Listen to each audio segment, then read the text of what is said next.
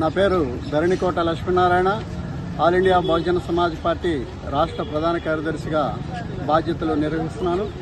మరి ఈ రోజున ప్రకాశం జిల్లా చేమకుర్తి మండలంలో బళ్ళమూడు అనే గ్రామంలో దళిత వర్గానికి చెందిన మాదిగ సామాజిక వర్గానికి చెందిన కుటుంబాలపై అదే గ్రామానికి చెందిన అగ్రకుల అహంకారి శ్రీనివాసరెడ్డి వాళ్ళ కుటుంబ సభ్యులు దాదాపు 30 మంది కలిసి వారి పంట పొలాల్లో ఈ శ్రీనివాసరెడ్డి అనే వాళ్ళ బరిగొడ్లు వెళ్ళి మేస్తం జరిగినాయి. మరి ముందు రోజు మేస్తే అయ్యా మా పంట పొలంలో మీ బరిగొడ్లు వచ్చి మేసినాయి, దాన్ని సరిదిద్దుకోండి, మళ్ళీ రాకుండా చూడుకోండి అంటే మళ్ళీ ఆ తెల్లారి కూడా వీడు కావాలని ఈ శ్రీనివాసరెడ్డి అనేవాడు ఆంభావంతో ఆ బరిగొడ్ని మళ్ళీ అదే పొలంలోకి తోలి మళ్ళీ మేపిస్తాం జరిగింది.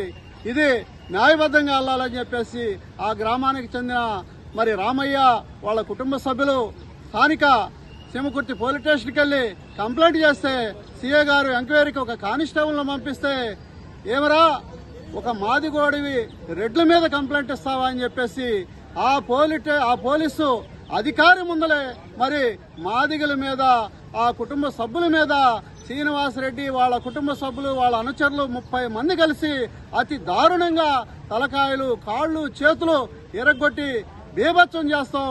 వాళ్ళ హెచ్చరిక ఏంటంటే మరో కారంచేడు మరో చుండూరు మాదిరిగా ఈ గ్రామాన్ని తయారు చేస్తారని అంటాం. వాడికి అంత ఆంభావం ఎందుకు వచ్చింది? వాడికి డబ్బు ఆంభావం, అధికార ఆంభావం ఉంది.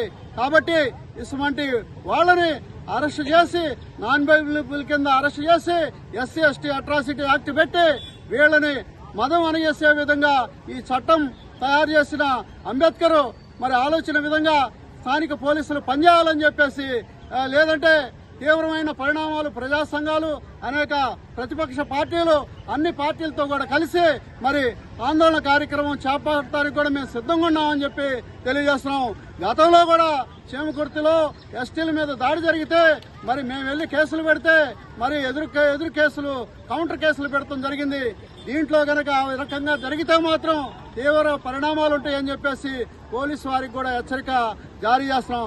నిష్పక్షపాతంగా మరి ఎస్టీల మీద జరిగిన దాడి వీడియోల పరంగా రాష్ట్రం మొత్తం దేశం మొత్తం చక్కర్లు కొడతా ఉంది.